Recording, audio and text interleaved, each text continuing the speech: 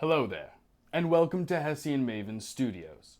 For today's episode, we're going to be taking a deep dive into the popular game Dungeons & Dragons. With us here today is an experienced dungeon master, Justin Galliani. Justin, thank you for joining us. Oh, my pleasure. Thank you for having me. Now let's begin with some basics. Can you tell us what Dungeons & Dragons is, and what exactly does a dungeon master do? Yeah, absolutely. So, Dungeons & Dragons, or D&D, is a tabletop role-playing game where a group of people kind of collaborate and tell a story together. And each player controls one particular character. Now, that character has their own stats, personality traits, abilities, all that kind of stuff, and the players actually are going to be able to interact with the world through that player. The Dungeon Master is the one who sort of not only creates the world, they're kind of running the game, and then they control every other character. So everything from like the tavern keeper to the king maybe, or villains and monsters and beasts and everything else that's in this created world. Oh, wow. So you're responsible for creating the world, playing all the different characters, and telling a story? Yeah, sort of. So like, the thing is, it's really like we're telling the story together. So for example, I might introduce a tavern, describe what it looks like on the inside, what the patrons look like, the bartender, and offer what they have for sale. It's up to the players to be able to react as well as interact with that, and then the Dungeon Master would respond appropriately. It's this beautiful give and take. Wait, you're gonna go talk to the goblin? What about the shadowy figure in the corner? Okay. Uh-huh. Yeah. No. Yeah, absolutely. Okay. The goblin. Okay, his name is Trander. Fascinating. So Justin, today we're focusing on the role of the Dungeon Master. Let's begin with how you create sort of this fantasy world. Do you ever have trouble finding inspiration? Oh, no, not at all. I think that inspiration is all around us. Think. Come on. That's it. Okay, there's a demon, and the demon he's after the butcher's cousin. No, that's stupid. Wait, what's that?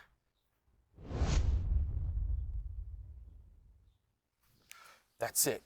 A trio of toys. What? And how important is it to you that your creations be unique? Do you ever find inspiration from pre-written material or other D&D content? Oh, being unique is what I strive for. I want my games to feel like nothing else out there. So while I do consume some D&D content, whether it be podcasts or live streams or something like that, I always try and use inspiration perhaps, but really want to make it fully my own. It is New York City, baby! Snow flurries from the sky as the wind kicks up. We see gusts of freezing air blow past the Chrysler building, down through streets of honking cabs, and just miserable pedestrians who are traveling into the tunnels of subways.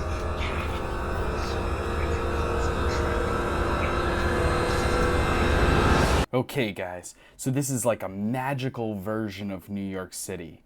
It's gonna be this incredible... What do you mean? No, it's not like Dimension 20 at all.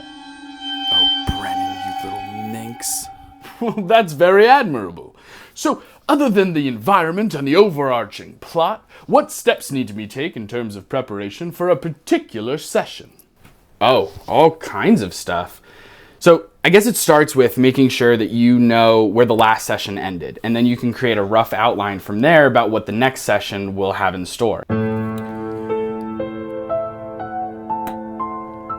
Alright gang, I'm actually going to have one of you guys do the recaps this time. No. I know. I just want to make sure you guys are taking good notes. But keep in mind, the players' decisions and their actions could change at a moment's notice, so you have to be ready for anything. I'm sorry, you're doing what? Are you sure? Yeah. No, okay. And you don't want to go after your father's killer. Yeah, no, I hear you. Yeah, Trander, of course. Oh, wow, that's incredible. So, Improvising on the spot is an important skill for a dungeon master. Oh, it's more than necessary. I would say that it's a vital skill for dungeon masters to learn, and it does take practice to become good at it. Oh, right. Yeah, his parents. I guess his parents... Oh, in his voice? Yeah. No. That's fine.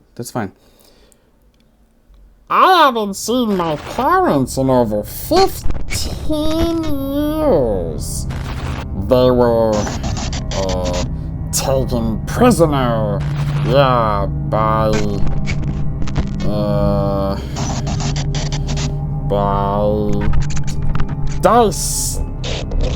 Dicepolis.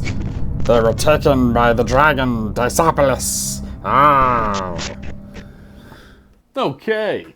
So, Justin, I understand that you cannot prepare every single thing that might happen in a session, but let's focus on what you can prepare. I understand that puzzles or riddles sometimes play a part in Dungeons & Dragons.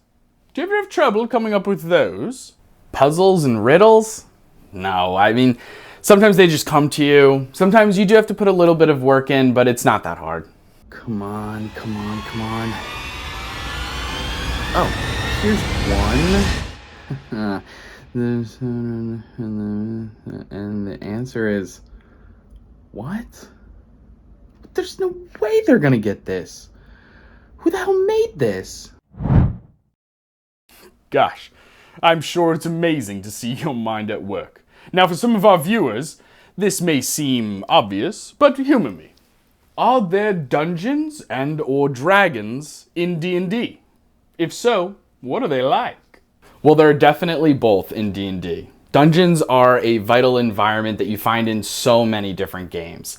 I love designing dungeons for my players with monsters and trapdoors and secret passageways and treasure, of course. Wait, what do you mean you're leaving the dungeon? Well, there's still more than half of it to explore.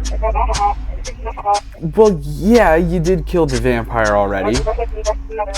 I know. You found her lair. Super fast. And dragons are such an iconic creature of all types of fantasy.